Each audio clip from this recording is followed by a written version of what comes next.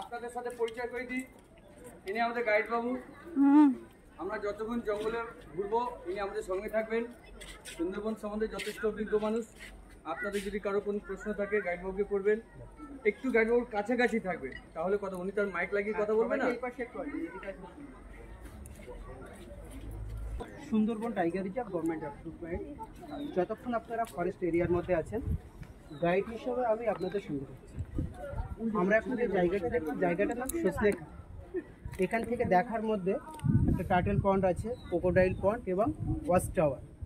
আমরা এখন যেখানে ওয়েট করছি, আমাদের উল্টো সাইডে যে পুকুরটা আছে, এখানে কিছু আপনার লুপ্তপ্রায় কচ্ছপ রাখা আছে। এটাকে বাংলায় বলা হয় বালিগড়, English name river terrapin, scientific name Batagur পাসকা।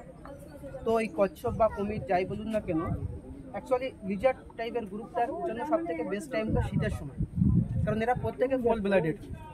ওই সময় রৌদ্রের তাপের জন্য তারা ল্যান্ডে উঠে যায় রৌদ্রের তাপটা নেওয়ার জন্য। এখন যে টেম্পারেচারটা আছে, ওরা সেই কারণে ম্যাক্সিমাম সময় জলের মধ্যেই থাকছে, কখনো কখনো শ্বাস নেওয়ার জন্য মুখটাকে বাইরে বের করছে। তো এটা কিন্তু খুব লুপ্তপ্রায়, এই কচ্ছপটা খুব কম জায়গাতে দেখতে পাবেন। তো এখানে যেটা আছে, এখানে হ্যাচিং গ্রাউন্ডটা আছে, এখান থেকে কচ্ছপটাকে সংখ্যাটাকে বাড়িয়ে নদীতে পুনরায় রিলিজ করা হচ্ছে। আর আপনারা জানেন যে কচ্ছপের লাইফ স্টাইলটা কিন্তু অনেকটাই বেশি, 100 বছর তারও প্লাস বেশি বাঁচতে পারে। কিন্তু জেনারেলি এই কচ্ছপটা কিন্তু আপনার 35 বছর তার বেশি বাঁচতে পারে। এবং এর ফিমেলটাই সবসময়ের জন্য সাইজে বড় হয়। ফিমেলদের ওয়েট 25 কেজি, মেলদের ওয়েট 20 কেজি। এবং মেল ফিমেলের দুটো কালারকে দেখে আমরা বুঝতে পারবো। এখানে একটু লক্ষ্য করবেন, আপনাদের পিছনে যে সাইনবোর্ডটা আছে, এ পাশে দেখবেন যে হোয়াইট হেড কচ্ছপটা দেখতে পাচ্ছেন, এটা ফিমেল, এবং ব্ল্যাক হেড এটা হলো আপনার মেল। তো এই এখানে পুকুরের মধ্যে আছে, আমরা কখনো কখনো ভাষা অবস্থায় দেখতে পাবো শুধুমাত্র মুখটা। তারপরে এখান থেকে চলে যাবো আমরা ওয়াচ টাওয়ার। ওয়াচ টাওয়ার থেকে মেলতে আমরা জঙ্গলের ভিউটা দেখতে পাবো, সেখান থেকে জঙ্গলের ভিউটা দেখতে পাবো। এবং সামনে দেখবেন আর্টিফিশিয়াল একটু করে পুকুর বানানো আছে, যেখানে বর্ষার জল স্টোর করা আছে। এখানকার প্রত্যেকটা বন্য পশু তারা ন্যাচারালভাবে হ্যাবিটেট নদীর লবণ জলটা খেতে। যদি কোনো সময় তারা ওখানে চলে আসে বর্ষার জলটা খাওয়ার জন্য, আপনারা দেখতে পাবেন, সেই কারণে কিন্তু বানানো আছে।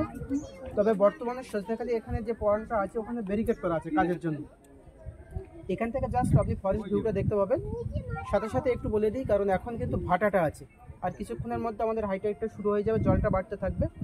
যতটা ফাস্ট আমরা এখান থেকে গিয়ে নৌকাতে গিয়ে আমরা জঙ্গলের মধ্যে ঘুরতে পারি, আপনাদের জন্য বেটার জঙ্গল ঘোরাটা। যেমন আপনি ল্যান্ডগুলোও দেখতে পাবেন, ক্রিকগুলো ভালোভাবে ঘুরতে পারবেন। এবং আজকের দিনে কিন্তু একাধিক টুরিস্ট বোট লঞ্চ আছে, তাহলে ভিড়টাও কম থাকবে, ক্লাউডটাও কম থাকবে। সুতরাং আমরা একটু ফাস্ট এখান থেকে দেখে গিয়ে ব্যাক করবো বোটে। এবং আমাদের বোটটার নাম হলো শরীফ বোট। দেখুন, আপনারা এখানে হয়তো 35 থেকে 40 জন আছেন। আমার একার পক্ষে আপনাদের এই প্রত্যেকের ফেসকে মনে রাখা সম্ভব নয়। আমাদের এই বোটটার নাম মনে রাখবেন, বোটটার নাম হলো শরীফ বোট। ঠিক আছে, চলো।